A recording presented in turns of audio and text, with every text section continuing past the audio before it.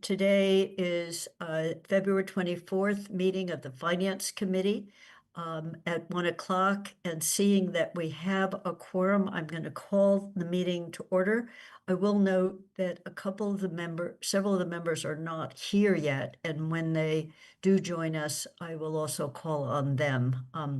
So there are 3 members, now there are 4. So my first order of business is to make sure all members of the committee can hear and be heard, and I'll just call out your name as I see them on the screen. Lynn? Present. Kathy's here. Jill? Here. Council Brebeck? Sam? Present. And we're missing one counselor and both, right now we're missing both of our non-voting resident members, but I think we can start. And Athena has joined us. We start our meetings with public comments, and if there are people in the audience who have public comments, now is the time, and I'm opening up for public comments. And I see there are 4 people, and I see 2 hands up. So Sean, if you make me co-host, I can bring them in. Otherwise, you have to do it, or someone else has to do it. I'll bring Deb in, but I did make you co-host, but I'll bring Okay. I'll bring Deb in. Deb Leonard's our first one. Okay. She declined to be promoted, so let me try just the allow to talk. Okay, Deb, you have joined us. If you unmute, you are present, and we're doing up to 3 minutes. Can you hear me? Welcome. Thank you. Thank you for the taking up the financial orders from yesterday evening. I actually haven't looked to see if that's actually what you're doing. So if I'm not accurate, I apologize. It's been a bit of a whirlwind here. I would like to say that the document from the town manager about the regional school process has a lot of higher level information, but is lacking a lot of important nuance. So I really just want to encourage people to understand that there's a lot more that went on in that process than perhaps that document conveys. And I also would like to emphasize, because I heard a lot last night about the region being its own municipality, which of course it is, I would like to emphasize something that wasn't brought up last night, which is it is a municipality without fundamentally the ability to generate its own revenue. So the revenue does come from all 4 towns, which make up the sending districts that compose the regional school district. Thank you. Thank you, Deb. And we have Rich McLean, Rich you should be able to McLean, speak. you have joined us. And if you state who you are and where you're from, we welcome you. Hi, I'm Rich McLean. I live in District 2. I just wanted to encourage the Finance Committee to recommend the free cash be used to repair the middle school auditorium roof, and to do so without conditions. The town enjoys a lot of benefits from that building, including the auditorium, that the other towns simply do not, and has been with very little cost for a long time.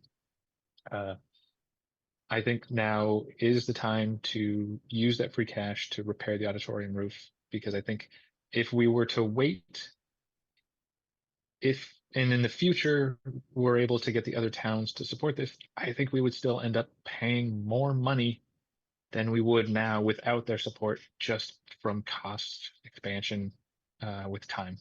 Thank you so much. Thank you, Rich, and thank you, Deb. And I see one more hand went up. If we can remove I brought in Maria. Okay, Yep. Maria, you've joined us. Great, thank you very much, Maria Kapicki, South Amherst. Let me lower my hand. I think that at this meeting, you guys are going to be talking about some future agenda planning, and I am very much hoping that you dedicate a full meeting or at least a very thorough analysis of the library building project, about sources of funding, where we are, when the whole thing. You guys know what we're looking for, cash flow analysis and all that, borrowing, details on the borrowing and so on. I hope that is something that the Finance Committee takes up and soon. Thank you very much. Thank you, Maria, and thank you, Deb. That is all the hands for public comment, so I'm closing the public comment period. We're not exactly sure whether Shannon will be able to join us today, but to the extent Shannon is the Director of Finance, and I don't see her in the audience right now. So she said to the extent she could, it would be at 1:30. So what I propose is by my count, we have 6 potential financial orders, and by the 6th, it's including the auditorium roof. 4 of them don't need as much discussion, so I'll wanted to hold the roof discussion until after 1:30, and we'll see if Shannon can join us or not. So I think both for Councilor Breivik and Sam McLeod's benefit, Sean, it would be good to walk us through these financial orders and how this whole works, because some of them, like the transfer from stabilization fund into capital, just to walk us through. So it's financial order 12A, 12B, 12D, and 12E. Those 4 orders, start Sure. with those. Okay. And I see Joe has joined us. Joe, I just want to double check that you can hear us. Just unmute for a second so we know we can hear you. Yes, sorry about that. I had troubles logging in, so thank you. That's okay. Your timing is perfect. And we're Okay. starting on the financial orders that do not address the roads and the auditorium roof. Okay. The others, and having Sean walk us through how this works. So it's actually the closeout of last year and certified free cash. Great. Thank you. Sean, I turn it over to you. Thank you. Is this large enough on the screen? I'm sharing the memo that was, okay. I did update the packet. So if you checked 10 minutes ago, these documents were not there, but if you check now, everything's in the packet. Mostly the documents that were presented last night. If you So- could make it a little bit A little larger, bigger? I think. Yeah, I can do that. Yep. The font is small for my eyes. How about that? Is that better? That's fine. Is that Okay. fine for everyone else? Yeah, I can The go one shadow. size bigger, Lynn. That it'd was be nice. okay. Let me go one size bigger. Break it up. Excellent. Okay. All right. So the first one, which is order A or FY20, I'll tell you the number in a second, but letter A is our first one. So every year we look at our general stabilization fund, and our policies call for keeping 10% as a reserve in our general stabilization, which is the one that we keep for economic recessions, multi-year reductions in revenues related to the economy. So we look at our balance at the end of the fiscal year, compare it to what 10% of the operating budget would be, and then we transfer any excess into the capital stabilization fund. If for whatever reason it went down, then we would, when we look at free cash, we would replenish it before doing other transfers. So in this particular year, we didn't use pull any money out of general stabilization fund, and these funds are invested with our financial advisor, and so they actually generated a pretty strong return. And so we are able to essentially stay at that 10% that we want to stay at and shift $335,000 to the capital stabilization fund. This is really the only increase to the capital stabilization fund this year, because we have essentially come up with a plan to spend all the other potential funds that would normally have gone to capital stabilization. So this will be the only kind of increase to that fund. Any questions on? As, Sorry, go ahead, as, Kathy. as Sean goes through these, if anyone has a question, just raise your hand on them. And because we are going to vote on each of these financial orders separately. Good. Okay, and Sean, just to be clear, so that 335,000 just represents the excess over the 10%? Exactly. Okay, Yep. cool. Awesome. Thank you. Yep. And it's all based on June 30th of the end of the last fiscal year. Cool. So all Thank these you. orders, for the most part, are based on the end of FY25. Awesome. The next one is appropriate and transfer from free cash to the Reparation Stabilization Fund. So a number of years ago, the council set a goal to raise $2 million in a Reparation Stabilization Fund. And the mechanism to raise that money was to take any cannabis excise tax revenue or an equivalent amount of what we receive in cannabis excise tax. And if our finances overall are in good shape, to basically transfer an amount that equals that, what we received the prior year, to the Reparation Stabilization Fund. So the $56,440 is what we received in cannabis excise tax in FY25, the most recently completed full fiscal year. And so what we've been doing is transfer that amount the following year to the reparations fund. If this transfer is approved, it will bring the fund up to $663,000. So the revenue has slowed down as sort of I think recreational cannabis sales in particular have slowed down. This amount used to be over 100,000, close to a couple $100,000 a year. It's not there anymore, but we've continued this practice of making these incremental contributions to the Reparation Stabilization Fund. And so Sean, is that all of it? Like, is that all the cannabis revenue? Yes, this is everything we receive. Yeah. So Okay. so we 100% don't of that goes to the representation. Yeah. So we don't budget it anymore as a general fund supporting revenue. It still has to come into the general fund because of the type of revenue it is. But that's, again, I tried to say this last time, some of the revenues we get that contribute to the surplus at the end of the year, it's intentional in the fact that, like, we know we're not going to use this money for the general fund. It's going to come in and it's going to get transferred to the stabilization fund. So it's really not, part of a surplus. It's really, a revenue that we received that the council has earmarked for another purpose. Gotcha. Perfect. Thank you. Lynn? Yeah, this is really for the benefit of Joe and our other two members that are new. There's now been a follow-on committee to the reparations committee appointed, and their responsibility is now come up with guidelines and recommendations to bring back to the council on how to and how much to distribute out of this fund and for what purpose. Gotcha. Do we know the balance approximately of this fund? Yeah, it's That's- 663,000 Right. currently. Oh, there it is. Oh, sorry. Yep. Okay. Thank you. Sean, without spending a lot of time, what's the balance for this capital stabilization fund? It's it's going to be about 10.3 million. Okay. If the transfer out is approved, it'll be about 10.3 million. And Lynn, at least it's at the bottom of his memo. Wait, sorry, I misspoke. The capital stabilization fund. Yeah. Lynn, it's the general stabilization fund will be about 10.3 million. The capital stabilization fund, I'll get you an exact number, but it's over 12 million. Okay. Thank Okay. you. And for people, we saw that number, Lynn, at the last meeting of finance, so it's in the packet, and so this would be add $335,000 to it. Yep. Yeah. So then we're gonna skip C because we're gonna come back to C. And as Kathy mentioned, we have two Cs. We have a C that's at 4.3 million and we have a C that's at 2.7 million. So we're gonna have to be clear when this vote takes place, what C is being approved and what C is being not recommended. But so we're gonna go to D. So we have a new track and field at the Amherst Pelham Regional Schools.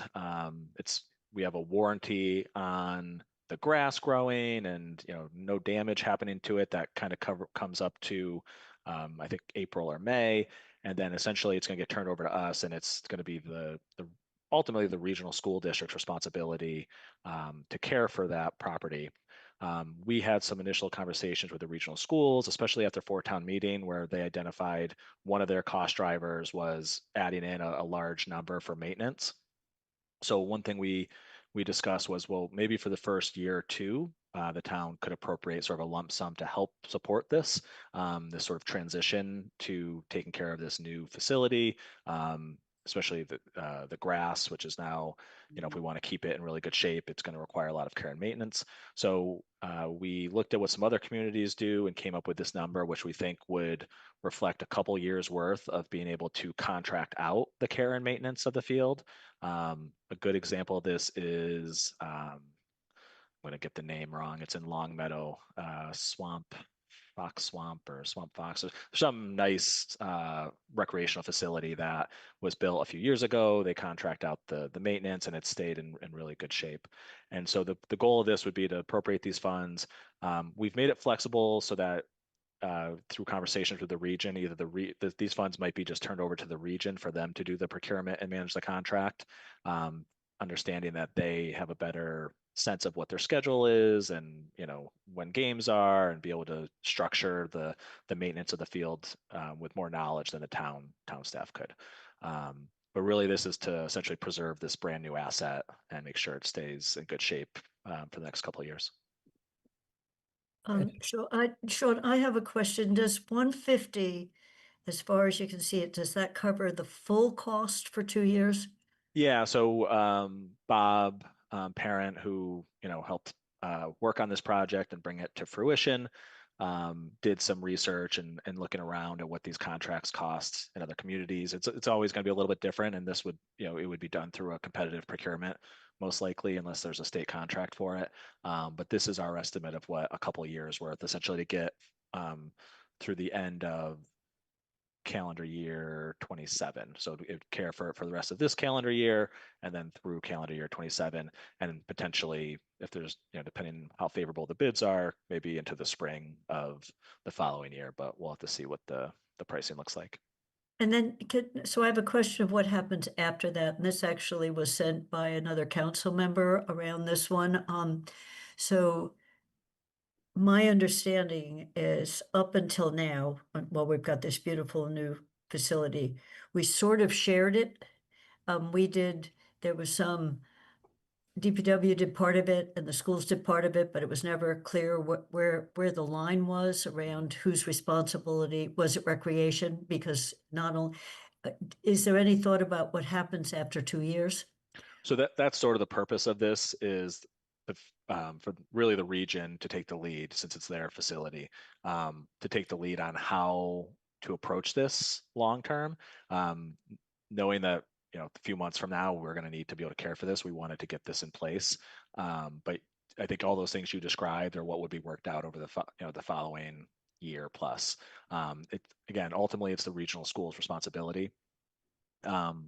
And so it would be up to them to determine, would they want to continue to contract out maintenance of it? Do they want to use in-house staff and build capacity, some partnership with DPW? Those would all have to be talked about. But this would make sure that we have funds in place to care for it right away. I see Lynn's hand is up. Lynn? At one point, there was some discussion, maybe more rumor, if you will, that the high school or the regional schools were going to prohibit general public use of the track and field. And I wondered if anywhere in writing we know what the status of that is. Yeah, I don't know about writing. I know we use Community Preservation Act dollars on this project, so that wouldn't be allowed. That's a major funding source, as Sam knows. He presided over some of those appropriations recommendations. So because CPA is such a major source, it really has to be available to the public outside of school use. Thank you. And I think that's where the tension has been in the past, that it's not just used by the regional schools, in terms of whose responsibility is it. So you've answered my question. I just think it's in the future. This is going to be worked out. I see Paul's hand is up.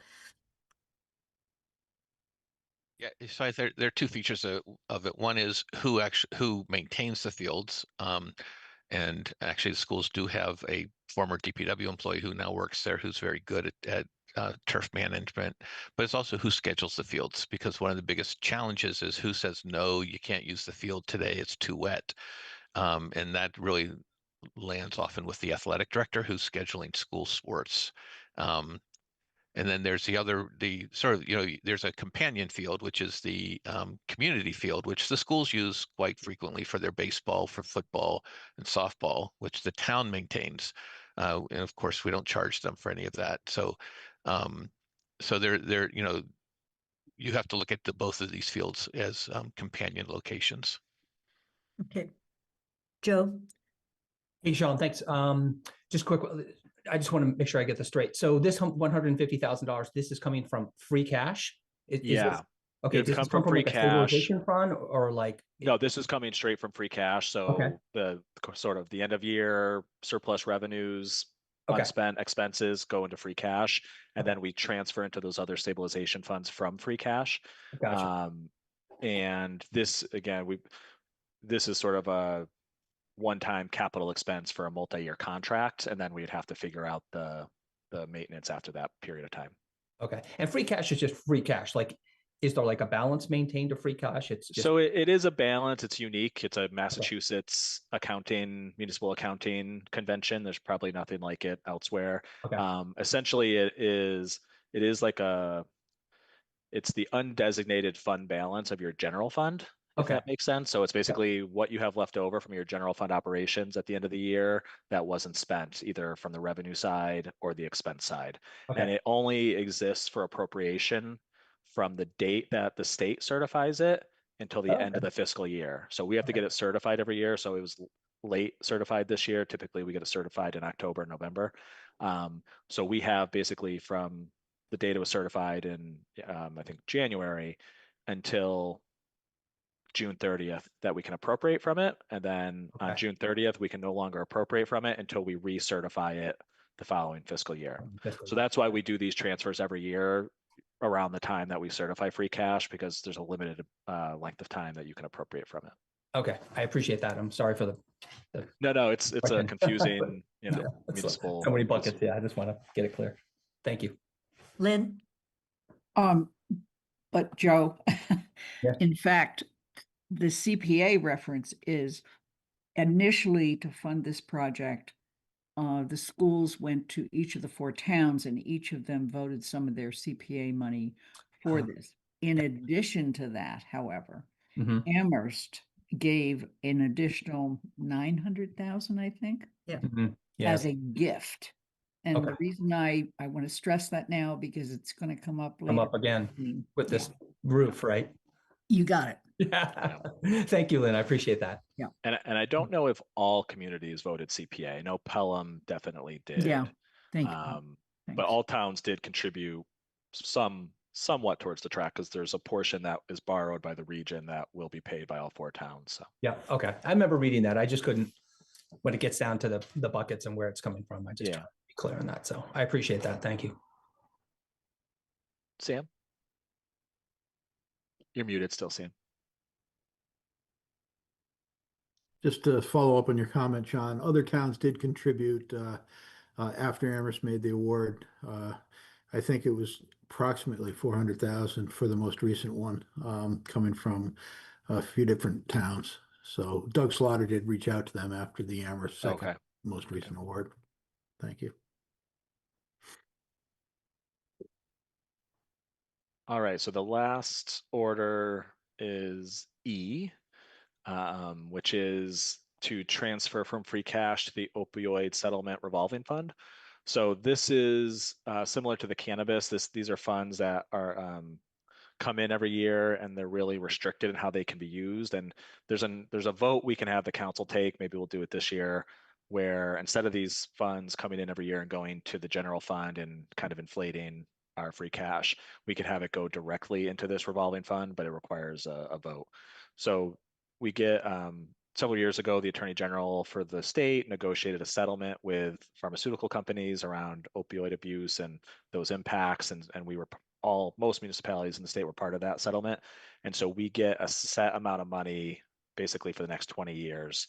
And those funds can only be used to support an opioid mitigation plan, which is kind of headed up by our public health director. And there's a group that's working on a plan, and they work with the state as well. So these funds are restricted to being spent on strategies in that plan. And it goes into our free cash, and then we basically transfer it into this revolving fund. So the amount we received in FY25 related to the opioid settlements is $89,237 that we would then transfer into, that we're requesting to transfer into the opioid fund.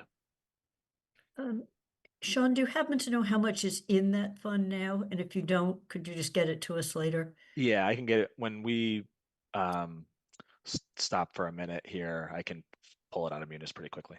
Yeah, I'm just curious because I know people there, a survey went out with potential uses and preferred uses to townspeople, but what you just said is we haven't spent any of it yet until we've come up with a plan, right? So I just don't know how much money is in it.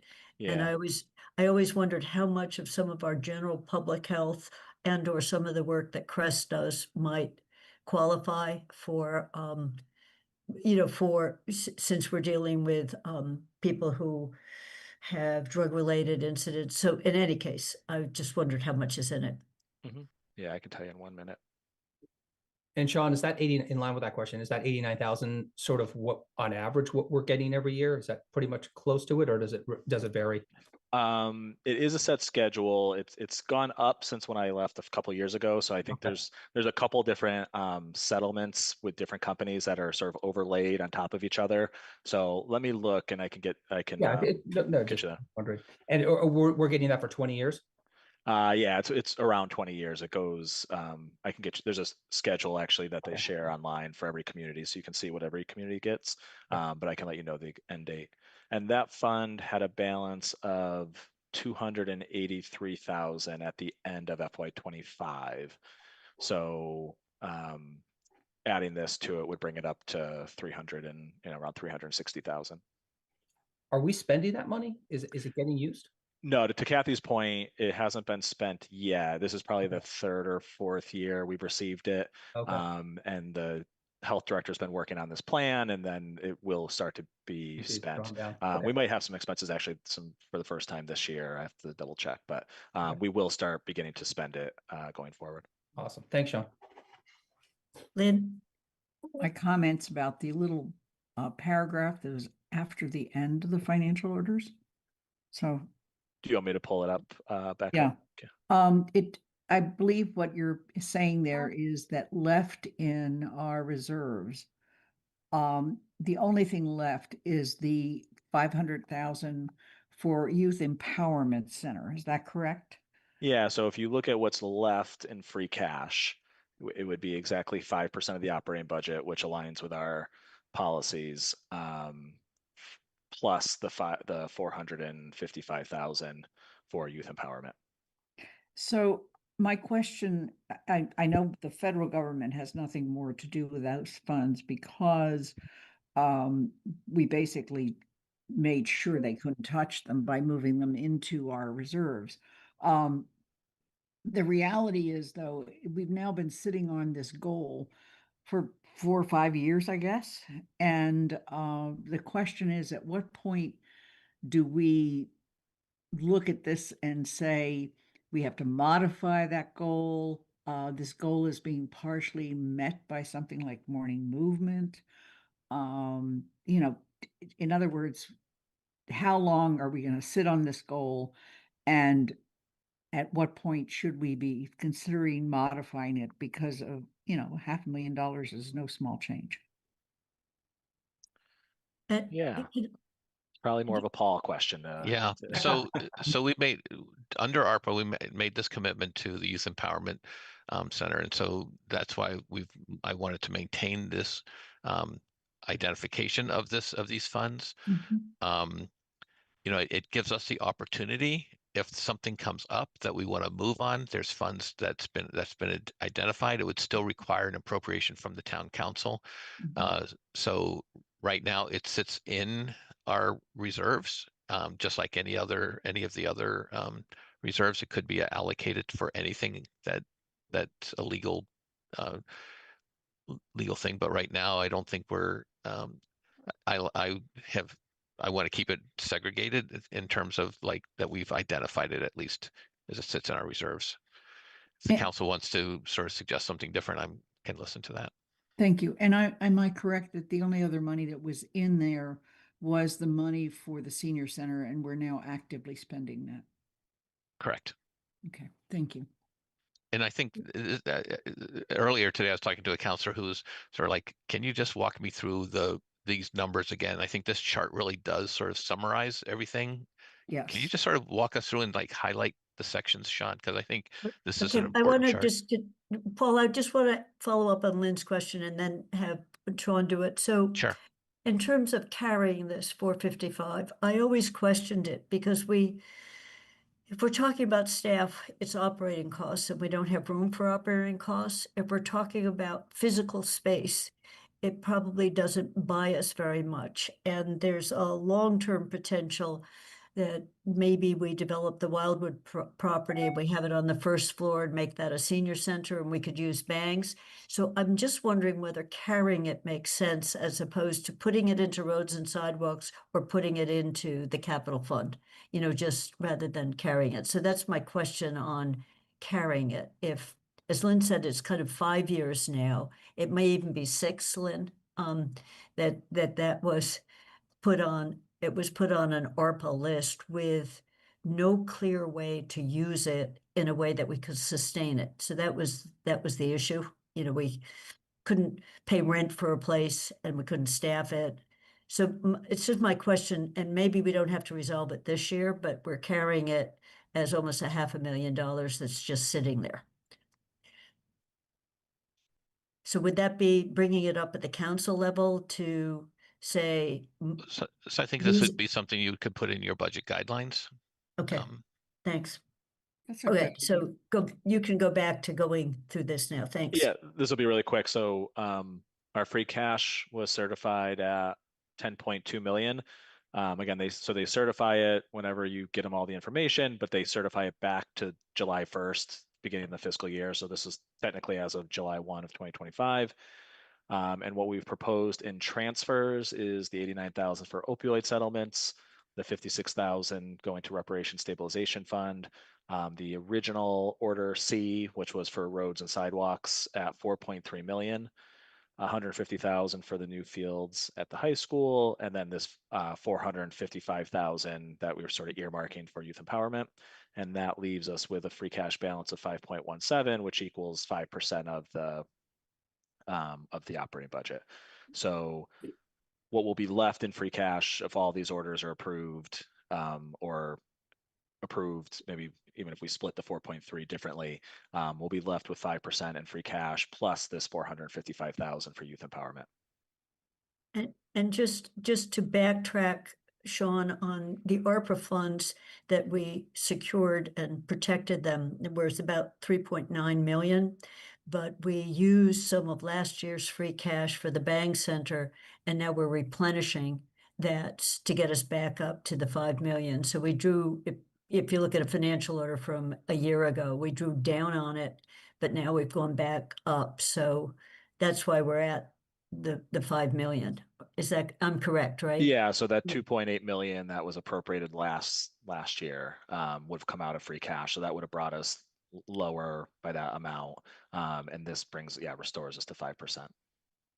So it was a flow of funds in and out, but we had secured it. I mean, but the federal government allowed us, if you looked at the closeout of the year, we put it on a health insurance line, knowing that we would generate a huge surplus on that, and that was an allowable place to say we've spent it. So then it made the money be usable, all of that money be usable to us, because we had to use it or use it or lose it by the end of a particular calendar year. Yeah. ARPA allowed you to assign a minimum of $10 million towards what they call revenue loss. And our total ARPA allocation was only a little over 11 million. So essentially the whole allocation we got from ARPA, we could have essentially just taken it as revenue loss, which means you can use it for any governmental expense. So are there any questions on the 4 financial orders that Sean just went through? So that's the one on the transfer from the excess on the stabilization fund to the capital reserve, the reparations fund, not the roads, we're skipping that, the field maintenance for procurement for 2 years, or the opioid. If there aren't any questions, I will make a motion because I believe we need to vote on each of them. We can't vote on them as a group. Am I correct? Yeah. Correct. Okay, I am correct. So, if you can put the financial orders up on the screen, Sean, then I can make motion using the correct wording. And Kathy, Okay, just one thing that came up with the chairs and vice chairs thing is that when you write up our report, the motion has to be in the format that the town council will actually vote on, even though we will vote to recommend. I'll talk to you later about that. Okay, Athena I- has her hand up. Yeah, Kathy, I can help you get the language that we use for the council if you don't already have it. So it's the council language is different than your recommendation language here. It'll include having held a public forum on such and such a date and so on. okay. You know, just explain to everyone, now that I'm hearing this, is our motion is always to recommend that the council does something, rather than the council is voting on the actual doing of it. And so I'm still wording it as our motion, correct, Lynn? Correct. Okay. Yep. Okay, so then I'm making a motion that the finance committee recommend to the town council that that we supporting the appropriation and transfer order FY 2612A, which is an order appropriating from the general stabilization fund to the capital stabilization fund. And I'll Second. stop there so people can read the rest of it, but that's all we need to do. Do I have a second? Yeah, second. Lynn seconds, and I'm putting that to a vote, as I see. Joe? And just Joe, so you know, for the non-voting members, it's a support or not support vote. Okay, I didn't know if I was supposed to. Yes, I support. Okay. Sam? Aye. Lynn? Aye. Jill? Yes. And Kathy is a yes. So it is unanimous with one counselor missing and one resident member missing. So I will do the same thing for the next financial order. Kathy, who's the, what counselor are we missing? Anna. Anna Devlin Anna, Gauthier. okay, all right. I saw Andy's Andy's in the audience. I wanted to make sure it wasn't Andy. He's on a different committee. Yeah, she said she said she had a conflict for the beginning of the meeting, so. She should be here about 2. Okay. Yeah.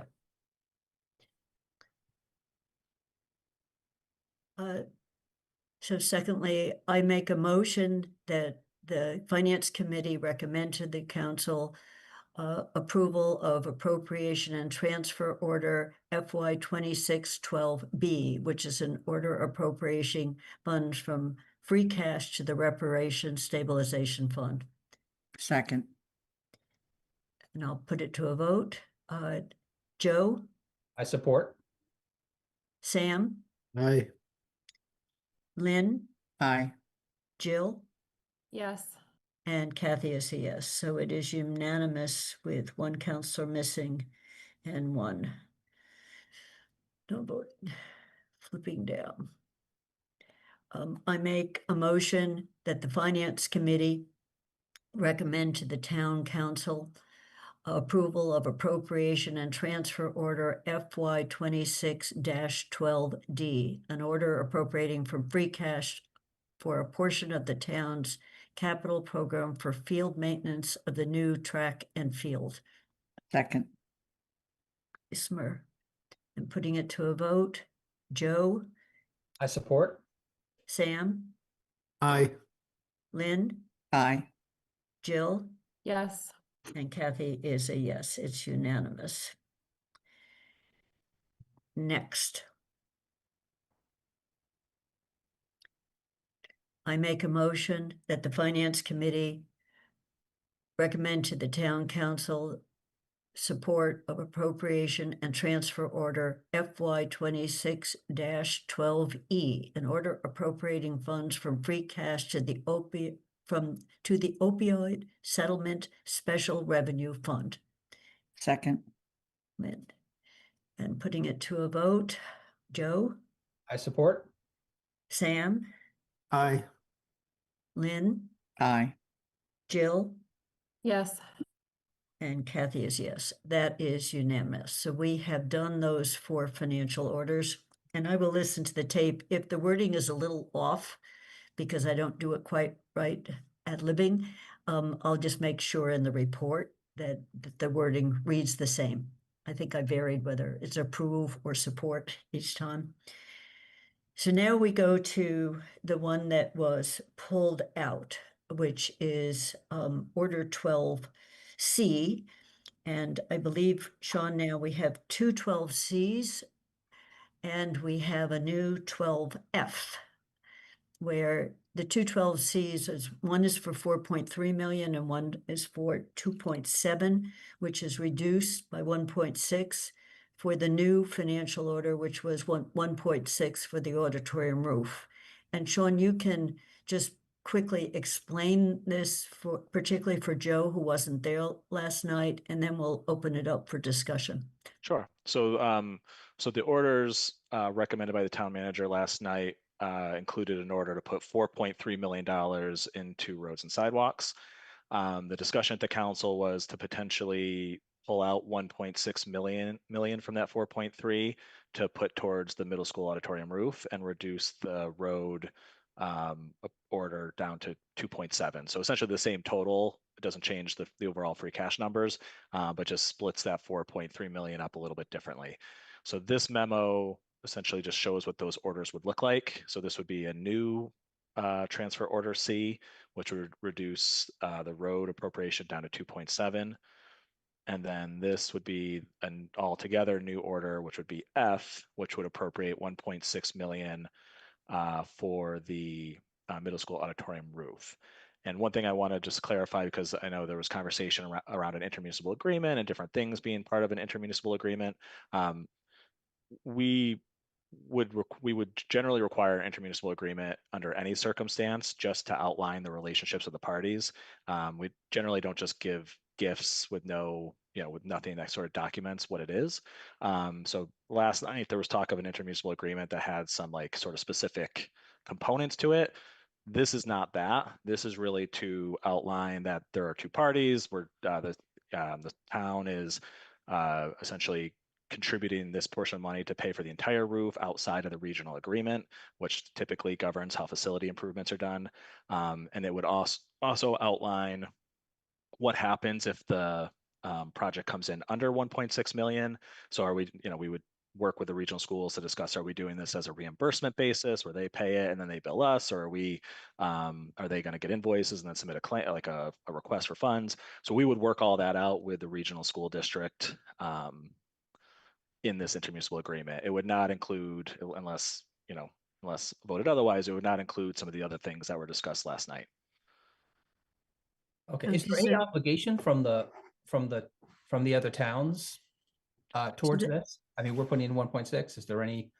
So Joe, that was the discussion last night, is that this has Amherst paying the full estimated cost of it for a couple of reasons. One is the timing was off for the other towns to go out to their town meetings.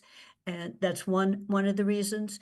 And the other is that a few of the towns probably can't stretch that far, and that the urgency of it is trying to have the money available at the same time the rest of the roof is being done. So you have one construction project rather than restaging again for the auditorium roof at some later date.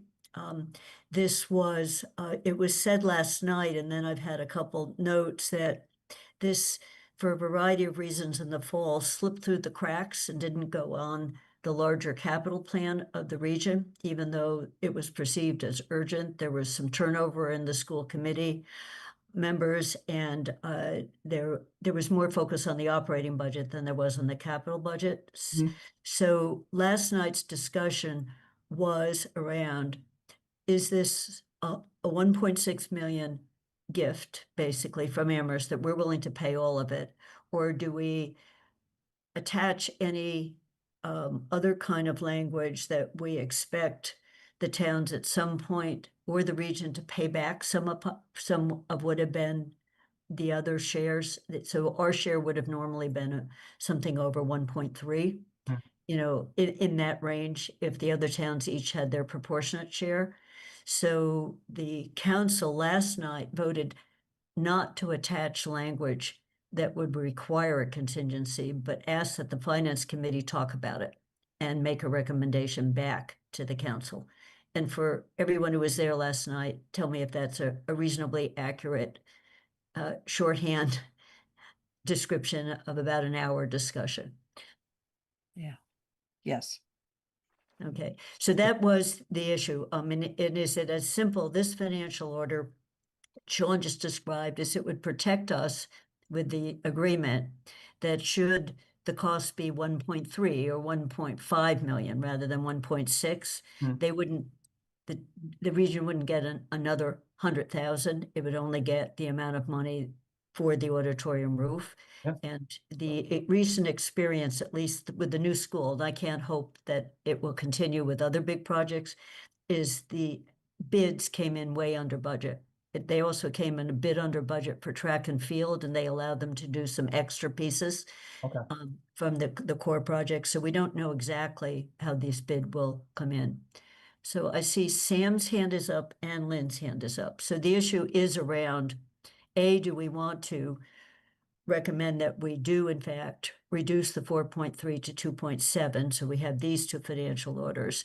And is it a straight 1.6 out with any pay us back for some amount of it? So Sam, then Lynn, then Joe's hand is up. So I have three people entering the discussion. Sam. Thank you, Kathy. So I was listening to Sean, who referenced that the intent would be for any gift to enter into some form of agreement with intermunicipal agreement. One moment, please. Yeah. Anna's here. Sorry about that, folks. That it's Sam, can you just pause for a second so I can make sure Anna can hear us? Great. So I can hear you. Anna, Thanks. we basically are just starting on the roads in the auditorium, and we have before us, as you know, one financial order for 4.3, another one for 2.7, and now we have one F that would be for 1.6. So Great, thank you. that's where we're at. Sam. Thank you again. So I heard Sean reference that any gift of this type to the school, regional school, would require some form of intermunicipal agreement. And I'm wondering, one of the factors in this decision process is the timing of it. And I heard at last night's meeting and other discussions that one dilemma is that there's not sufficient time to get approval for any form of intermunicipal agreement. And did I hear that correctly, Sean, that it would be needed or not? That was Sam, that was around a contingency that they're willing to pay us back the amount of Okay. money. Okay. So this is securing, this one is like what I would call the simple version that.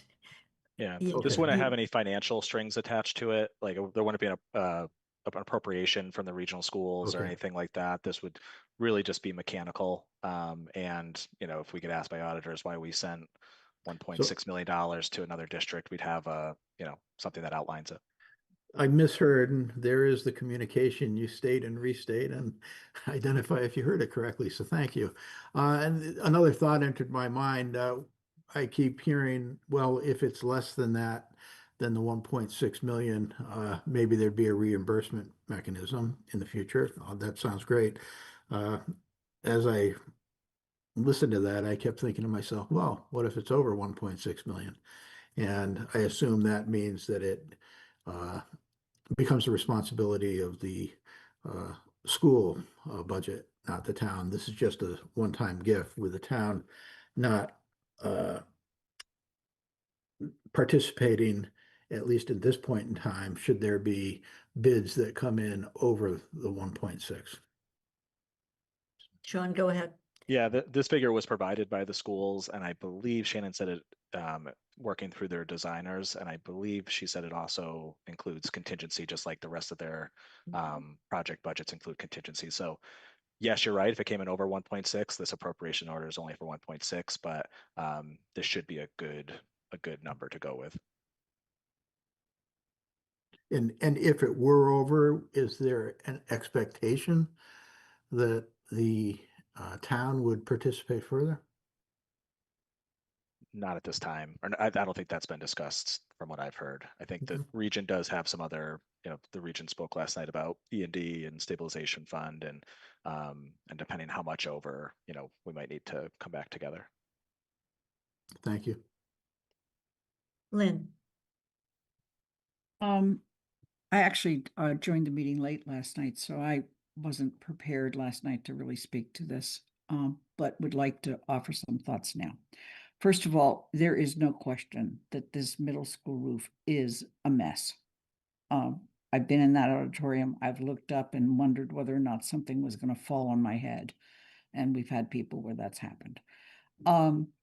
At the same time, and one of the reasons this whole discussion ever got started was there was a conversation with members of the school committee, basically saying, we can't always help you with operating, but once in a while we might be able to help you with capital. And so this kind of led to, this discussion and eventually to this back and forth. Having said that, what I'm most concerned about is the nuance last night where basically people are looking for Amherst to always bail people out. And Anna made a very good point last night that I can only echo, and that is that my priorities are for the town of Amherst, for DPW, for fire, and for roads. And while I'm going to vote to support this, I really don't like the idea that somehow or another Amherst is supposed to bail out the region. That's my second point. My third point is, and Sean, you've heard this before, I hope somewhere we're keeping a record of all of this so that if in some disastrous situation, the region either dissolved or got reconfigured somehow, that we get credit for the gifts that we have given this region. I think this gift supports the use that Amherst makes of this auditorium, just like the support it makes of the track and field. But I really, we keep getting looked at as the rich sister, if you will, in this configuration. And I recognize absolutely the strain that the other towns are under. But in a couple years, we're going to see a town indebtedness around an elementary school, a library, although the library frankly won't be nearly as much as people think it is because of the money that's being raised and money that we got from the state, and likewise for the school. But then in addition to that, DPW and fire. And there was a financial model at one point that basically showed that our stabilization fund and our reserves were a way for us to float through when we needed to draw more and go above our authorization for borrowing. So I just can't, I will support this only because I'm hearing it as a loud and clear priority for our community, but it is at the expense of other things. And I really want to make sure people understand that it is at the expense of other things. So there you go. Thank you. Joe? Yeah, thank you. Actually, Lynn just basically addressed most of my comments and my concerns, and thank you for that, Lynn. That was well said. I guess I was going to ask, is there any pushback here about roads and sidewalks, right? Because Amherst, there's a lot of, I definitely understand the significance of the roof, but we're pulling it from roads and sidewalks. Was that discussed? I know there's a lot of action in this town about roads and sidewalks and having them repaired, and that's always a tight area there. So that money coming from that area and moving, was there ever discussion around it coming from other areas or dipping more into some of these capitalization or stabilization funds? The one question, and it was only partially answered, but I thought it would be good to get Paul and Sean now, or to get it back in our record, is spending 1.6 million less on roads what does that give up? You know, what A happens lot, the to, percentage, right, of our. you know, that clearly it means less, you know, Yeah, yeah, definitely. the simple answer is it means less, but Paul, we had a follow-up from the president of the council on, do we have any kinds of estimates on, she used the PCI, which may be the index of the road, Mhm. that spending that much less, what do we lose on our index that we thought, where we thought we were gonna get, you know, what are we giving up on roads? And I know some of this is difficult to estimate because having been around the road world a little bit a while, one kind of road costs us a lot of money when we're taking it down to the dirt. And another kind of road when we're just fixing the cracks and the holes in it costs another kind. And our roads vary from need to take it down to the dirt because Yeah. it's gone too far versus we can do some road surf. We've got one up in North Amherst that I think it might be better to let it go to the dirt because then we could grade it. Yeah. And, you know, because you can't grade it with the tar that's on it right now. So Sean, I don't know whether there's any way of quantifying that, but that was basically, it's clearly that much less. And I just want to make one point, the 1.6, our share would have been 1.3-ish. It's not, you know, I mean, we're not talking about the whole 1 points, you know, if we said this is an urgent thing and if the timing had been different, we'd still be facing this. So I just wanted to ask that because Joe is asking Sean and Paul, is there anything we can say, what are we not doing on roads, or how much are we not doing on roads if we go this route? So I mean, Guilford would be the best person to speak to it. I don't know what the list is that he has queued up. Ultimately, every year they go out to bid, and so it's somewhat a function of bid prices and the cost to repave roads and the type of repavement, as Kathy mentioned. So it's hard to say exactly, but we can get that information from Guilford. I mean, There's been like an average of the prior years that we typically spend on roads and sidewalks. Yeah, I mean, this is more. So I think the context you don't have, Joe, is that the council asked the town manager to come up with a multi-year plan to improve our roads. Yeah, And okay. so I'm just going to share my screen quickly, if that's okay, Kathy. This was Yeah, shared absolutely. with the council last night, I believe, Okay. which is kind of our financial, it's not the roads that are going to be replaced, it's the funding and use, kind of the inflows and outflows of resources. Yep. Okay. And essentially what it equates to is roughly $5 million a year for the next 5 years. Not exactly the same amount every year, but it comes out to about 5 million a year.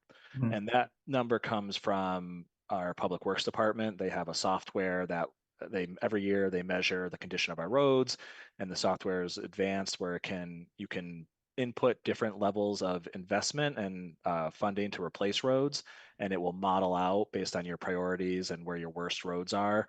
It'll model out the impact that has on the overall condition. Essentially, every year we get a composite number that scores kind of all of our roads in aggregate, and we're somewhere in the 60s, which is not where we want to be. We want to be higher than that. We want to start going up. Yeah. And a $5 million investment every year over the next 5 years essentially prevents us from getting worse over that span. Where if you look at the few years leading up to this point, we've slowly been getting worse and worse each year. So it's a big increase in funding for roads compared to what we've done the last several years. If you look at this plan, which shows on the top different funding sources. So Chapter 90 is state money that we get every year. We potentially might get more this in FY26. There was a supplemental appropriation for 300,000. This is sort of the ongoing amount that we're expecting. So that might be a source that we could add to this. This is how much we pull out of capital. So the 10% of the budget that we earmark for capital, this is how much we have for roads and sidewalks there. Free cash, which includes the order that you just heard about for 4.3. And then we're estimating that based on past experience, we could have somewhere around $2 million in free cash transfers each year that we could supplement the road replacement schedule. Okay. And then we have a couple other little sources like enterprise funds and some state assessments that we get back that they can do roads, but only when they relate to the project that is sort of within the scope of that. So for example, TNC funds are Uber and Lyft money. So we can invest in sidewalks and areas around sidewalks when it's near the area where we do a lot of Uber Lyft pickups. Enterprise funds, we can replace roads when it's part of a pipe, like a water line, sewer line replacement. So we try to really pool all the sources of potential road replacement. And then down below is how we would propose to invest that money into the actual repairs, but then also some other strategies around filling potholes more quickly, adding a second hot box, which allows our crew to fill potholes for longer, and so on. So even in this initial plan, the point is that this initial plan, we're about 2.3 million short over 5 years. So if we take out the 1.6, it'll increase that gap. So instead of being 2.3 short, we'll be about 4 short. Doesn't mean we can't necessarily make it up over 5 years. It just creates a bigger gap and a bigger target. We are, looking for grants. Kathy sent, I hope that was you, Kathy, and not someone pretending to be you, Kathy. Some safe sidewalks to schools grants, potentially could help around Fort River. There's other grants that we have gotten in the past that you can't really bank on them, but we will obviously go out to look for them, which could help close this gap as well. Okay. I totally appreciate that, Sean. Thank you. Sorry for kind of backtracking like that, but No, that's great, because we went through that really quickly last night. We didn't go, and I just want, all of it is a stretch, and Sean's 550,000 out of the capital budget, that's a choice. I mean, we have to look at what else. I mean, there's enough money to do that, it looks like, but there's some other things maybe we'll have to postpone if roads become the priority. Jill?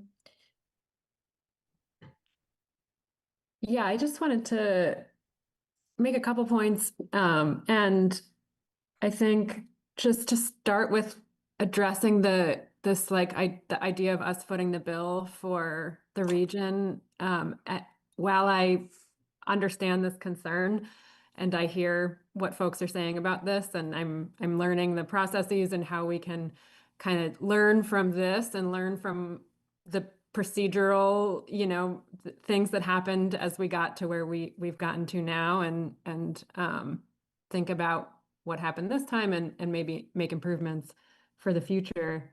I do still think it's maybe a healthier framing to think about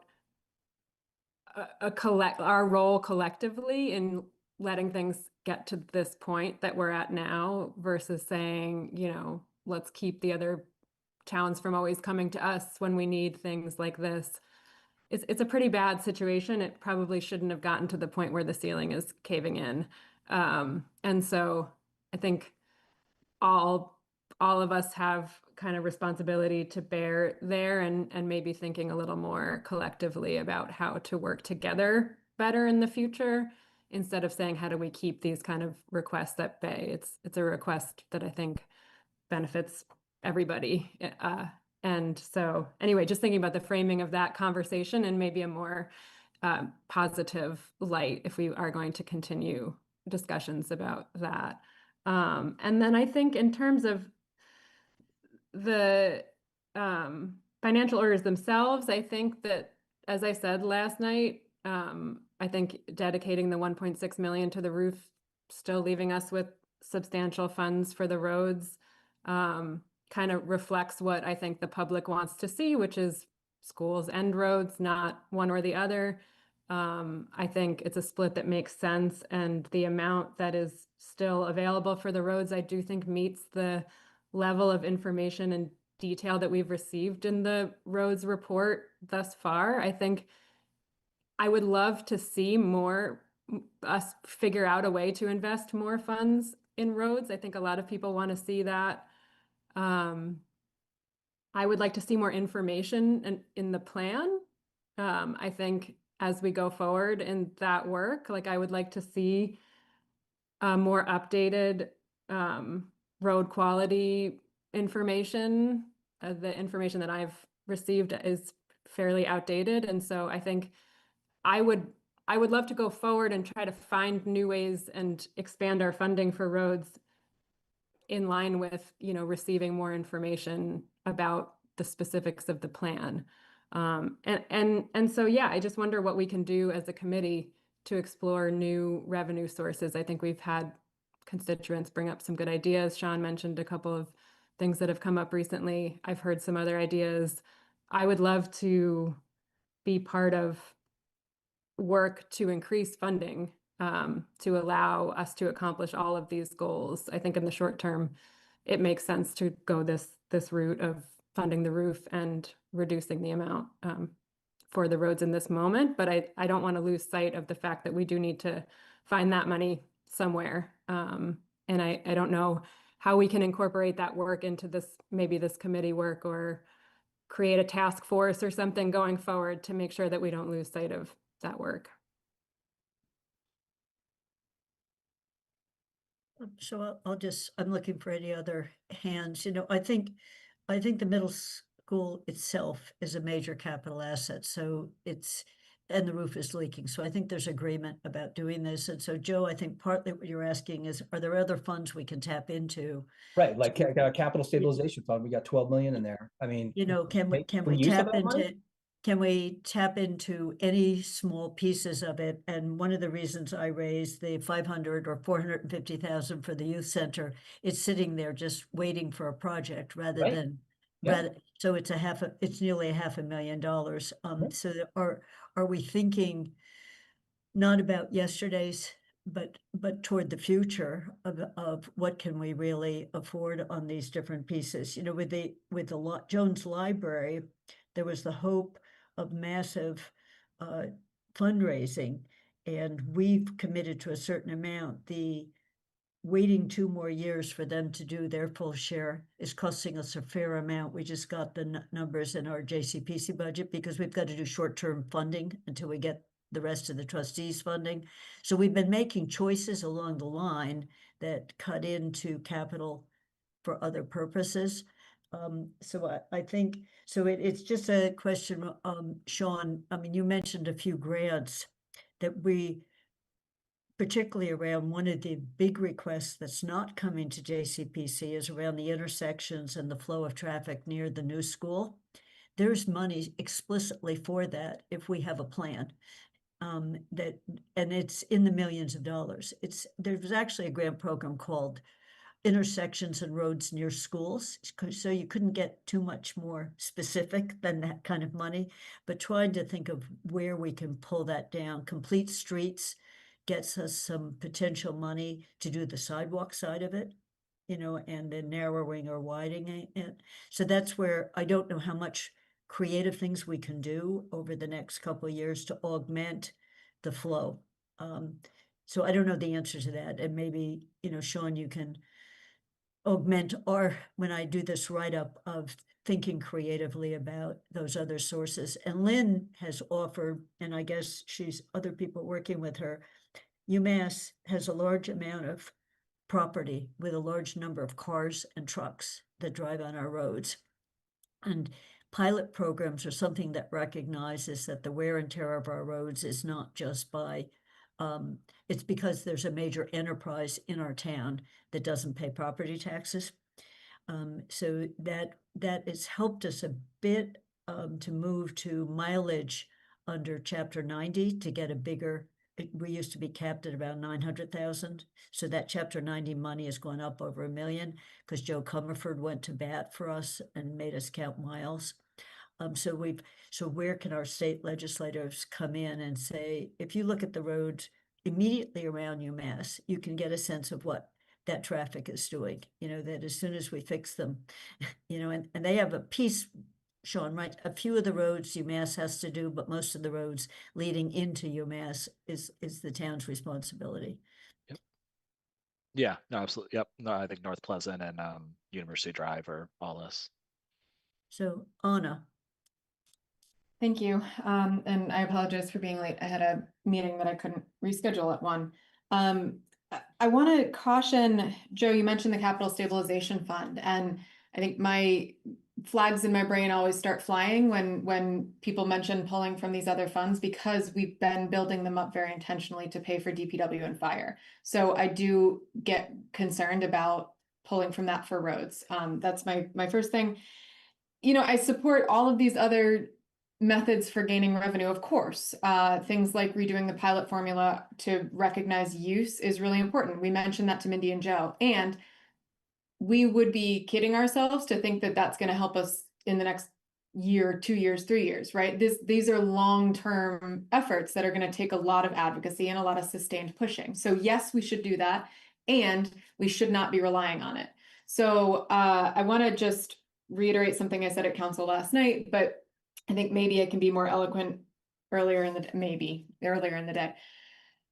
The money that we're talking about here for paving is additional money for paving. This is what we try to add whenever we can, because we know that the cost of paving has gone up exponentially. We know that our roads need it. We know that they're being damaged. No one is denying that. And we have a project coming that is urgent and necessary. I would rather pull from this quote unquote bonus paving money or supplemental or however you want to call it. It was not in the original budget. I would rather pull from that for this school project than let this school project get worse. I think that in terms of Amherst supplementing the other towns, I also don't want my meaning to get misconstrued here. I believe that whoever can step up should step up. And if right now that's Amherst, I think that that should be Amherst. I also recognize that often Amherst is who has stepped up, given that we're a bigger town, right? We've got more play in our budget, broadly speaking. I think Lynn raises a really interesting point about kind of keeping track of the gifts of the town that are significant gifts of the town, right? I'm not talking like the little ones, but in case of, if the region ever dissolves or if the buildings ever go to sale, I think that makes sense in terms of tracking it. But I also hope that we never get to the point where we have to discuss that. So I don't know that it's necessarily I don't see that as a negative. I don't see that as a not trusting the other towns. I see it as just, taking stock in the amount that the town has provided to the buildings. I also don't even know if that's possible. Sean will probably tell me. But so broadly, I do support this. I think that we always should be giving our supplemental, when we can give supplemental money to paving, we should. That's great. And the amount that we can give this year is less because we should support the middle school auditorium roof repair. That's kind of my one sentence take on it. Sean? No, I just wanted to quickly say, what I've said in the past is I worry about the precedent. Like, I understand that this is a unique situation, so I get it. But I do and I know I think I know what you meant. Like, whoever can step up should step up. That concerns me because there's going to be a lot of capital repairs coming from the region. High school roof is going to be $15 million. Other things at these buildings, which were built in the 1960s, are going to be coming up. And I mean, I think doing this is one thing, but my hope would be the council would make it clear that this is a one-time exception, and that the norm is that we go through the regional agreement, which is a legal document that all 4 towns signed to maintain the buildings. That regional agreement talks about how operating costs are assessed. The Amherst moved and agreed to a change with how operating costs were assessed several years ago, which sort of disadvantaged Amherst at the time, but Amherst did it. The way capital costs are allocated in the regional agreement are by EQB, which reflects the property wealth of every community. So it's already sort of reflected in how where our major sources of revenues come from. That's how the debt is divvied up by property values. So again, I think I understand the concerns and the urgency around this project, but my bigger concern is setting this sort of message that we will continue to do this for these large repairs when we know there's so many things in town that we have to, plan for. And Sean, I think we can write our report to say that, and the council can write a report to say that. And when you look at the future, it's a question of not just these buildings, but all of our buildings. We've got some big ticket items coming up for Crocker Farm, which is not in the regional agreement, but that's where we're doing better But Jill's point about how did we get to this situation where, and one thing I just want to see before I call to you, I had one person say, what happens if we just wait for MSBA? The original estimate for the roof was $3 million, the whole roof. And we waited for the MSBA to get us eligible. For a while. They weren't doing any accelerated repair. And for the part that MSBA funded, we're up to 10 or 11 million 5 or 6 years later. So the cost of waiting, aside from what it does to the building, of letting water seep down the walls and into it, is not necessarily going to save us any money. And I think I will get that when we booked that $3 million, Sean, because I went back thinking, what would the cost? We booked it a long time ago. I mean, when I think you were still finance director over in the schools. And then we decided, instead of doing whatever we could do by ourselves, to wait for the MSBA 66. It's a substantial share that they pay. So Sean, you may remember the timing on it, but it just sat Yeah. there for a while. No, Yeah. no, I think what I would say is, so during COVID, construction costs exploded across Yeah. the board, right? I think that's it. Typical inflation for construction was 5 or 6%, and we went from seeing school replacement construction cost per square foot of around averaging around $400 or $500 to an 800 being like the exception, to 800 being the norm. So I think you're right. Waiting is always a risk. I totally agree with that. And that was a very unique period. Not saying it wouldn't happen again, but this was a unique period. And some of the history around this too is there was a time when whether or not we were going to stay in the middle school was a real question.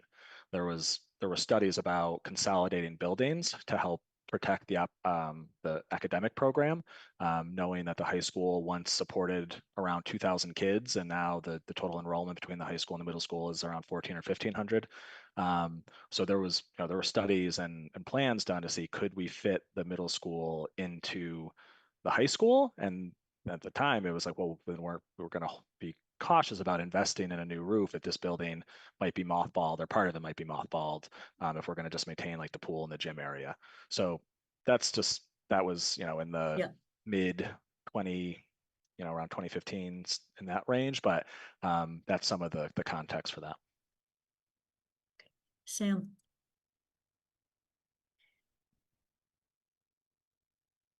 You've got to unmute.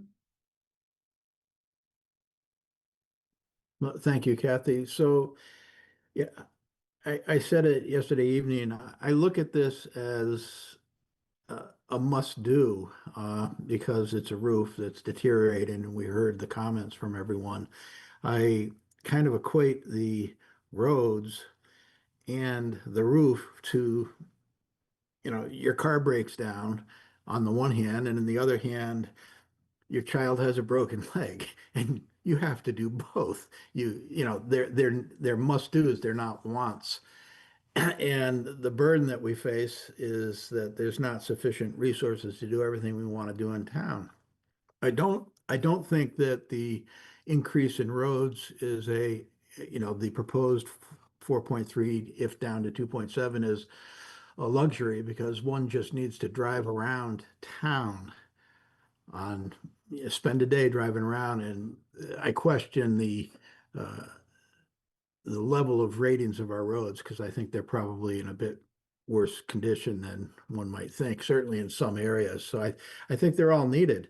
But if there's water coming in the roof, or some, with the potential of worse in the middle school auditorium, I mean, I went to that school. There's a lot that happens there. It's a very important venue for the town and for the school. I think whether or not we anticipated it or not, and maybe we should have, but we didn't elevate it to our processing of budgets. It seems like something we have to do, and the timing is unfortunate, given that the bids are imminent and supplemental towns don't have time to participate in reaching out the school region. But I don't think we have a choice. It's almost like a Solomon's choice. What do you do? And I think we have to do both. But I would advocate for, if there's a way to have something stated, or I don't know if it requires a municipal agreement, that if it comes in under budget, that that money could get reimbursed. I don't know if we can put that in or not, but it seems reasonable to me that if it comes in at 1.25 or 1.3, I doubt it would, but you never know. I haven't reviewed the bidding process of the estimates, that should. I don't know if we can put that in, but, and separately, I still believe, I know, there's a long-term ongoing need for roads repair well above what's been done to date.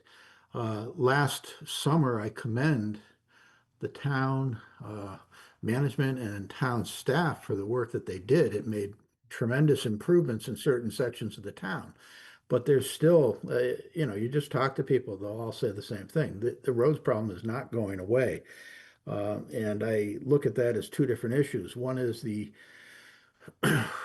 axle breaking potholes that exist in certain sections that actually happened to me. And I distinguish that from replacing the roads. And so I look at the roof as an immediate need, like a broken car, and I look at the severe holes in roads as the equivalent of an abscessed tooth. They both got to get done. And I think some of the other things we could do, on an ongoing basis. So that's, I hope we get that second pothole repair machine. It seems like a great idea. And that's it. If we can get, the essence of this is I support it. Roads are important, and I would be in support of anything we could do to seek to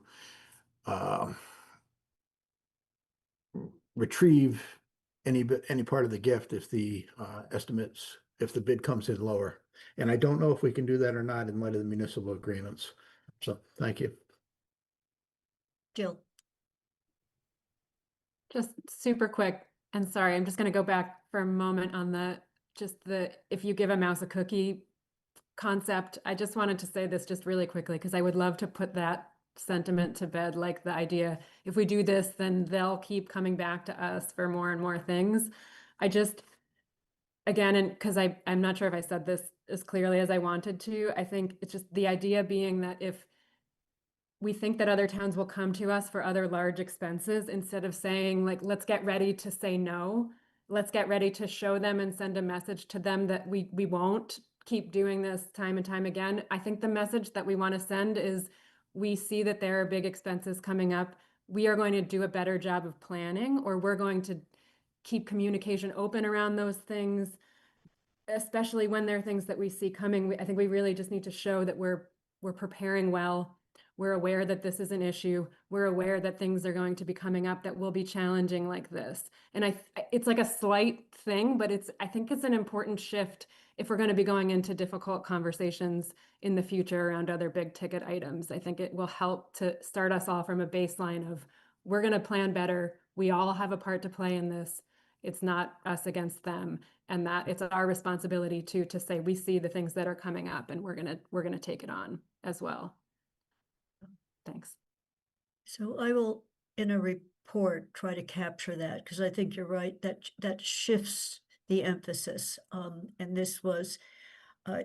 this should have, and probably would have in more normal times. Last fall was not a normal time for the school committee, with turnover and elections going on and other things going on in the schools with operating budgets.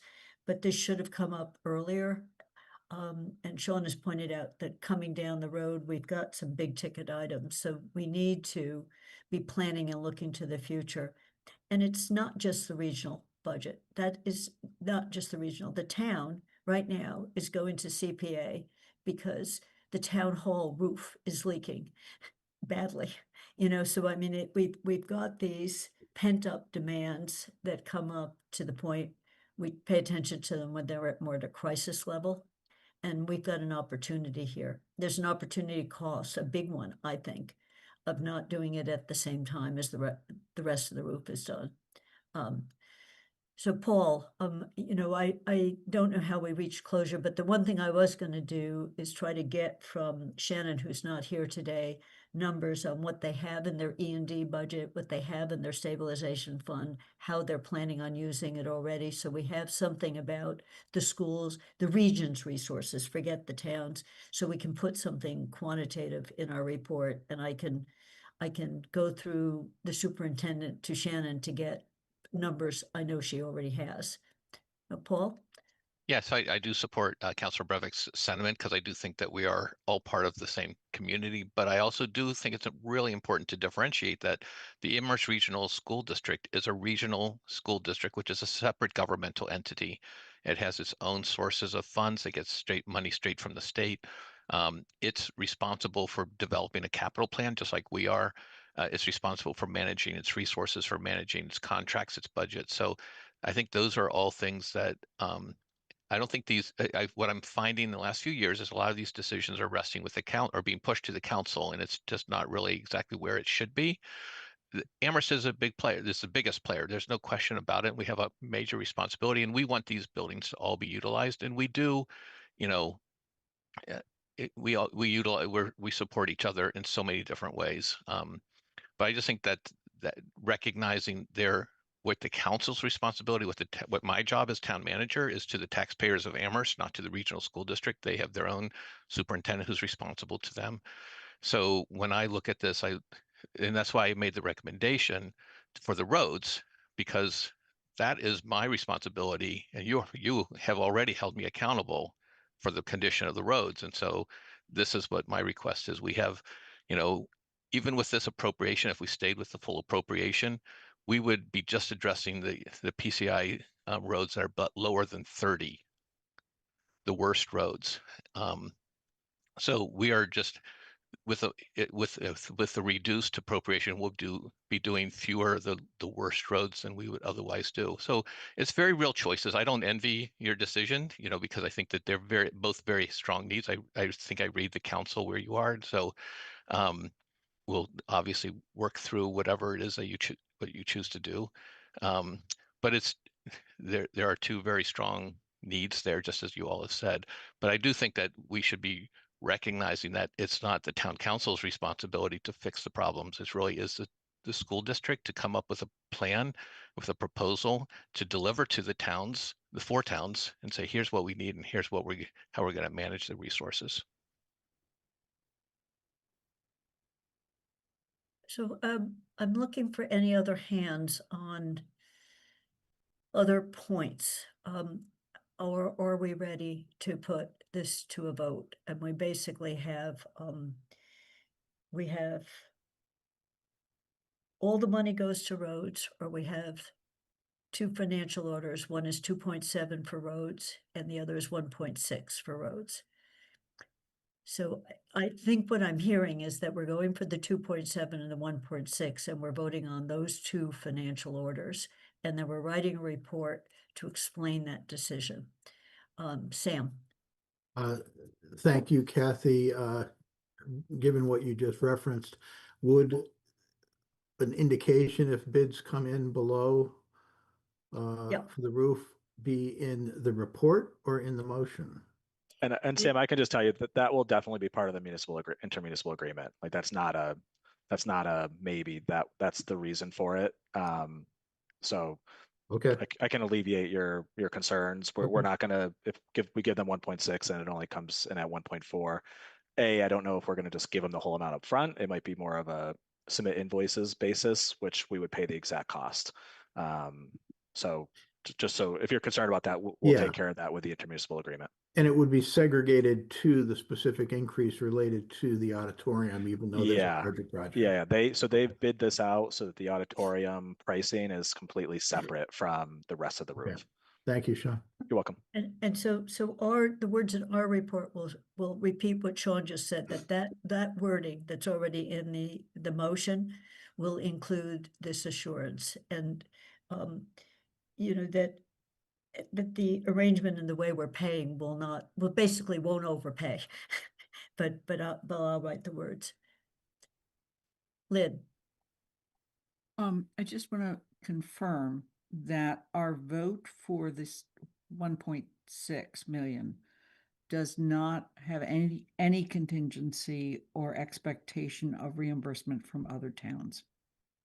Because that was one of the things that got removed last night in the vote. And one of the things that the council expected us to discuss, but I'm assuming that our vote will be a straightforward $1.6 million gift. Does anyone want to, when you're raising the question, so does anyone want to suggest making it contingent on something? Is what you're asking, the strings. And last night I argued no, as strongly as I could, but I think we can, if we want to, talk it through again. And just so everyone knows, when this goes to the council, it will get talked through again, you know, in terms of that. So what we heard last night is there is not enough money in the E&D or the regionals capitals. They're two pots of money that they can draw on in emergency. There's not enough to fund this.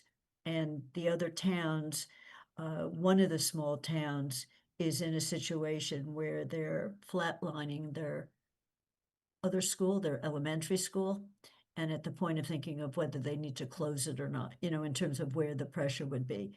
So, so we can ask for more information about that, but I'm not prepared to propose there be any contingencies. And we removed that wording from last night's referral. So I'm happy to hear if anyone wants to reconsider that, or and what they would make it, and what anyone here would want to make it contingent on. So Lynn, your hand is up. You raised it. Well, no, I'd like to hear Sean's comment on that. I had another comment. Okay, Sean. Just quickly, the order recommended or submitted by Paul includes no contingencies other than what I talked about, just outlining the arrangement, the mechanism with which money would be provided, and calling, you know, ensuring that it only covers the exact cost of that portion of the roof. I also just wanted to flag, not rushing this discussion, but we do have updated FY27 budget projections that I would like to get to if we can, because it's actually some good news. I like to share good news more than I like to share bad news. So I want to, if we can, make sure we have time for that as well. Okay, so Lynn, you go. Yeah, one other comment, and that is that I believe we have a 4 towns meeting on this Saturday, and at 9 o'clock. And, you know, in the spirit of what Jill has been stating, what we really need to do is encourage the 4 towns, meaning the regional schools, to lay out their longtime capital needs in a realistic manner that lets all of us, the 4 contributing municipalities, understand what we're facing. And I will just warn you now, it's not pretty. We've seen some estimates and it's not good. So thanks. So with that said, are we, and I will write some words on all of this, but are we ready to put this to a vote so that we can get to Sean's good news? Mm-hmm. Yes. Oh. So Sean, we have, if you could put them up on the screen just so I can, now we have a new C.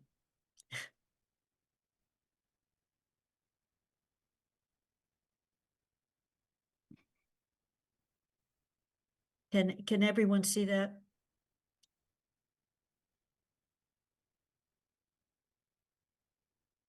Okay, let me just make my screen bigger.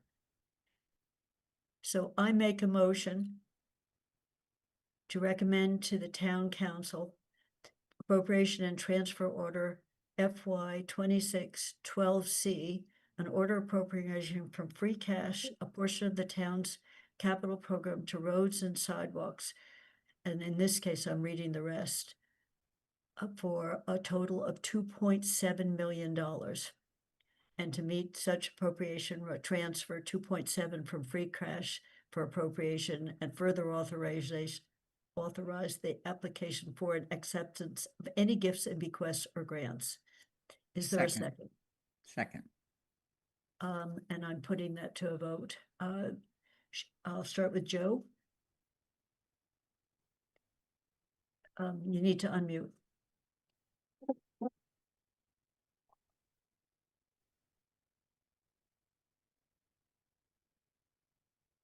I support. Lynn, Aye. Jill, Yes. Sam, Aye. Anna, Aye. and Kathy is an aye. And that's unanimous with all 5 councils present and 1 non-voting member absent. Now we go to the new letter. I make a motion that the Finance Committee recommend that the council approve appropriation and transfer order FY 2612F, an order appropriating from free cash for a portion of the town's capital program replacement of the middle school auditorium roof. And this would be the town appropriate the sum of a total of $1.6 million to pay for the cost directly related to replacement of the middle school roof, and meet such appropriation, transfer 1.6 million from free cash for the appropriation, and authorize the application and acceptance for gifts and bequests or grants. Be it further ordered that the town manager is authorized to enter into an intermunicipal agreement with Amherst Pelham Regional School District for the purpose of replacing the Amherst Pelham Regional Middle School auditorium roof. Is there a second? I'm putting it to a vote. Joe, I support. Lynn, Aye. Jill, Yes. Sam, Aye. and Kathy is a yes as well. It's unanimous. I'm And we also an will- aye. Oh, who did I miss? Anna. Anna. She's an Aye. aye. Still an Okay. aye. Thank you. And I will write the extra words, Sam, to make it clear that that intermunicipal agreement would include a way of never overspending on this, that getting the money back. That if it comes in lower, we're not spending more than 1.6. So the language tone Sean gave us. So we're moving on to the projections, the revised projections, and I see we've got a little less than a half an hour left. Is my timing right on the time? So I want to get people's input. I put a revised schedule in the packet. Look at it. And the big thing to note is in May, I chose a date for a second meeting, and I just need to hear from people. You can do it by email if that meeting date works. So in the month of May, we'd be meeting twice a week, and I picked Thursday as the second day, and it was 1 to 3. So if people can just email me about that, I'll send you a reminder. We don't need to have a discussion about it. And then the other item, I don't think we'll have time to get to. Sean, you're on. Thank you, Kathy. All right, so the request was to bring back updated budget projections around this time, and there were specific criteria in the budget guidelines with what to do if additional revenue sources came in or if other expense projections came in lower. So let me actually start at the top here with revenues. So property taxes did not change much. We did reduce our estimated new growth a little bit. It typically is around 650. We reduced it a little bit to 550 for a couple of reasons. One being that our FY26 actual new growth was only at 400. And so we wanted to close that gap a little bit between our most recent actual and our sort of placeholder that we typically use. And then number 2 is that we know our new growth is going to be impacted, negatively impacted by the fire that happened at Olympia and the project there that would have likely come on as new growth. Now is unclear, and the timing of when that potentially could be new growth is unclear. So, and that was potentially going to be a big figure. So we've reduced that a little bit. In the local receipts, we updated these a little bit more based on averages. One area I did reduce, and I noted this in the past because I was concerned about this was the investment income. In the original financial indicators presentation, we had bumped it up to 700,000. For this updated projection, we've kept it at 500,000. And again, it's just, for me, I'm really nervous about increasing something that we know the Federal Reserve is actively going to be looking at in the next, few months about reducing short-term rates. We started to see CD rates already coming down, and these construction projects, over the next year or so, we will stop having borrowed money to pay for them. It'll just be paying back the bond, so we won't have any additional funds. So I really want to be cautious about building an operating budget on those revenues that could come down in the future. So I know it doesn't sound like good news so far, but there is good news coming. So those are both bad news. That's what Kathy's saying with her eyes. I can see it, but there's good news. So we've incorporated the state aid figures that were in the governor's budget proposal. So that boosted up the revenue from what we had originally. Originally, it was very conservative. So we put in the governor's budget proposal, which increased our unrestricted general government aid, had a small increase for Chapter 70. Sort of a double-edged sword and an increase for charter tuition reimbursement. It's good that the reimbursement's up, but that typically means that the expense is up as well, down below in our state assessment section. So that's sort of a wash, but we've incorporated the new state aid figures. And then lastly, we've updated our ambulance fund to use a little bit more ambulance funding to support the budget. And that's specifically to phase in the first year of a multiple year plan of looking at fire staffing. So that was one of the requests for the town manager, was to look at a multi-year plan to address fire staffing, fire and EMS staffing. And so this additional $200,000 would be the first year increase of that. So what does that mean for operating budgets? So if we go back to the budget guidelines, actually, let me come back to this in 1 second. So on the expense side, a couple things that came in favorably. Our retirement assessment number came in basically flat. So we originally had around a 4% increase to the retirement assessment. That came in under 1%. So that lowered our expenses that are outside of operating budgets. And then our state assessments came in lower.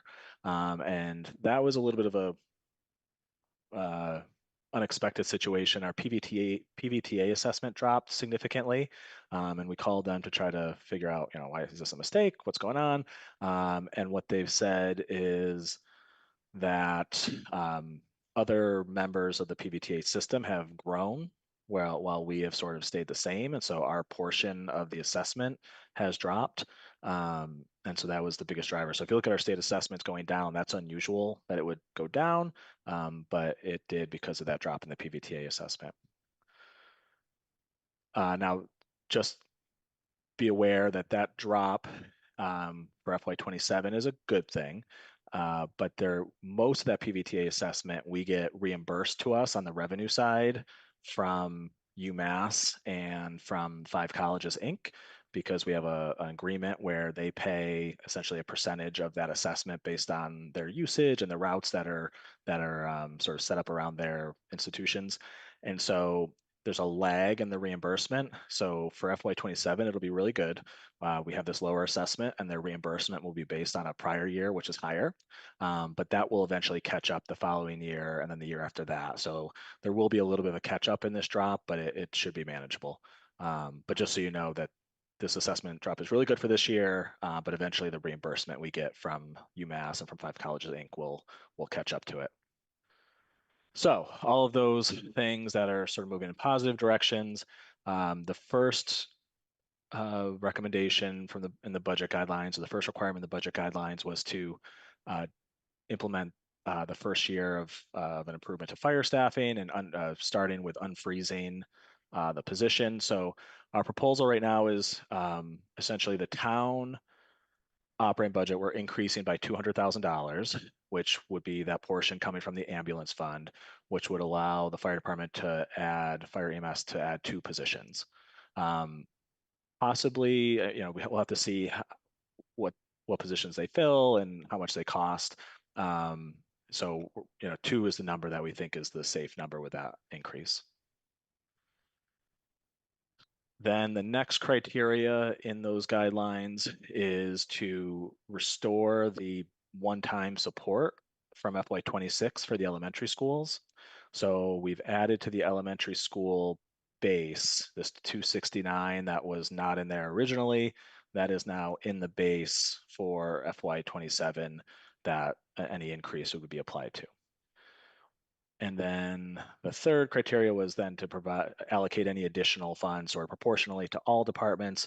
So essentially all departments are getting a 3.85% increase as a result of this.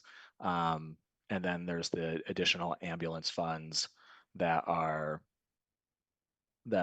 being used specifically for those additional EMT firefighter positions.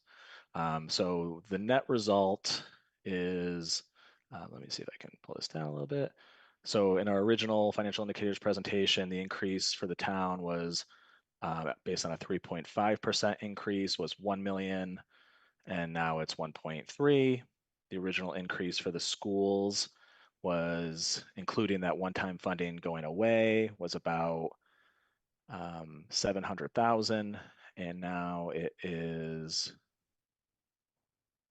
going up 1.3, or sorry, now it's going up 1.1-ish, so it's about a $400,000 increase for the schools from the original guidelines, and then the regional schools and library are going up 3.85% instead of the originally presented 3.5%. So it's a little bit more money for everybody, and then the elementary schools get the 270,000 in their base, and the town gets the 200,000 added from the ambulance fund.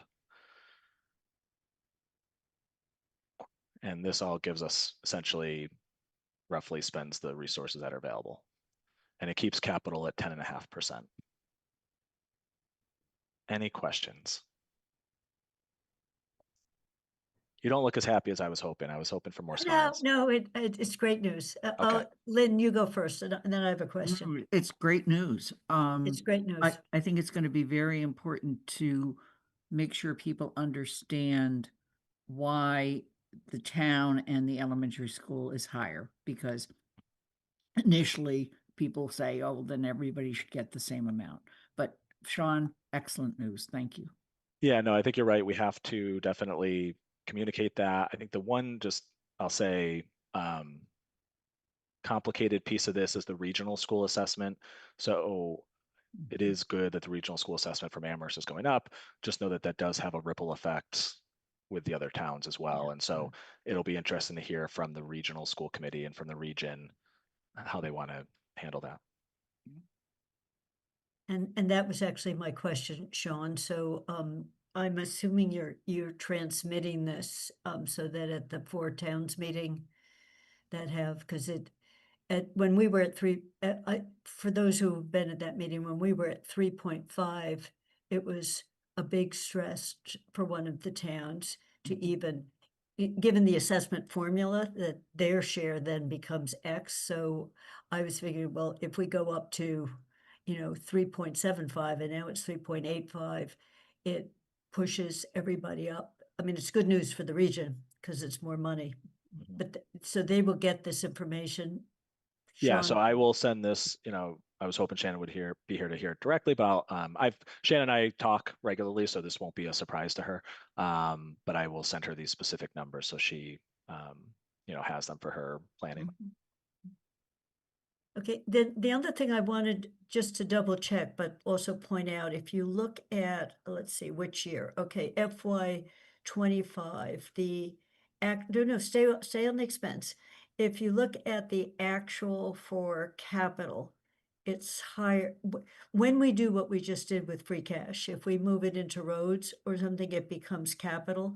So it's more than that 10.5. So in some years we have spent, so I'm looking at FY25. That's correct, Sean, right? Isn't it that? Yeah, I can double that's- check it. That's I wasn't here for that I- budget year in particular, but I can double check. But it would have been around that. What you'll see, Kathy, is down below where the cash capital line is. Right. That's where right. the additional That's where the additional money will come in. additional appropriations would come from. Because Yeah. I don't think we were ever as high as 10.9, but I don't know what where. It's probably because it was 10.5 based on the budget, and then we didn't spend the full budget, so the percentage inflates a little bit.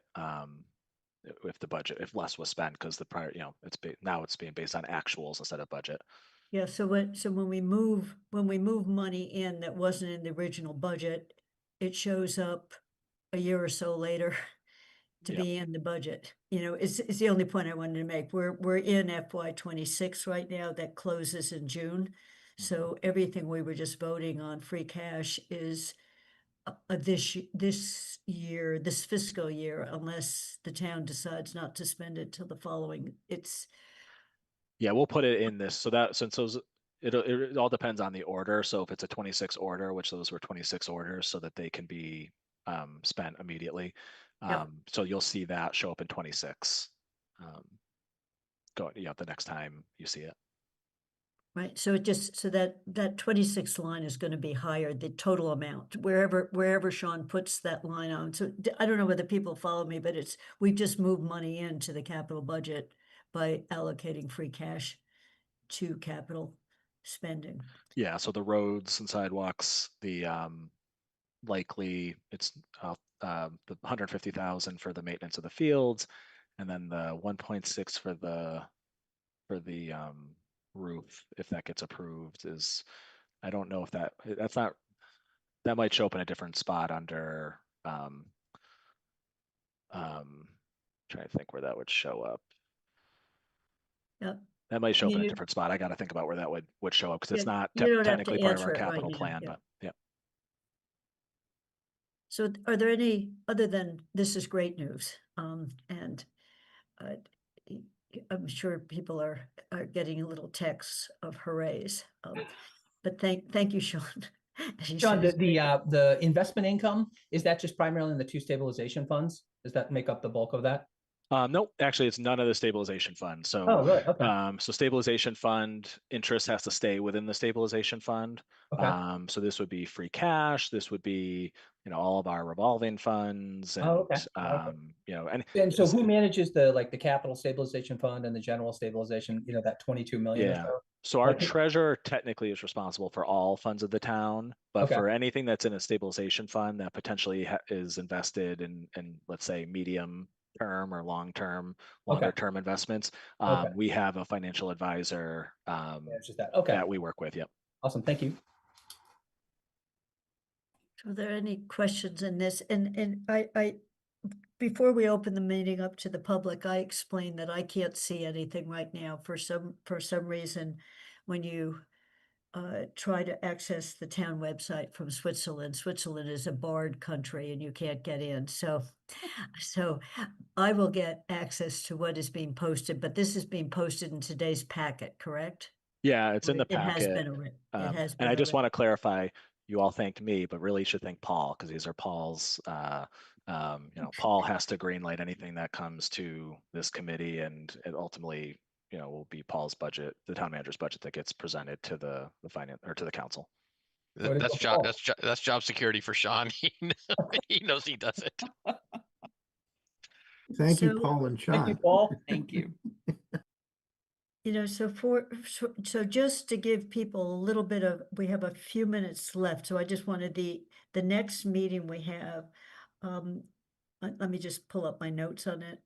But we are not, the Community Preservation Act set of projects has not yet come to the council, so we won't see them till our second meeting in March. We won't see them on the March 3rd meeting, but we'll see them at the following meeting, the meeting everyone.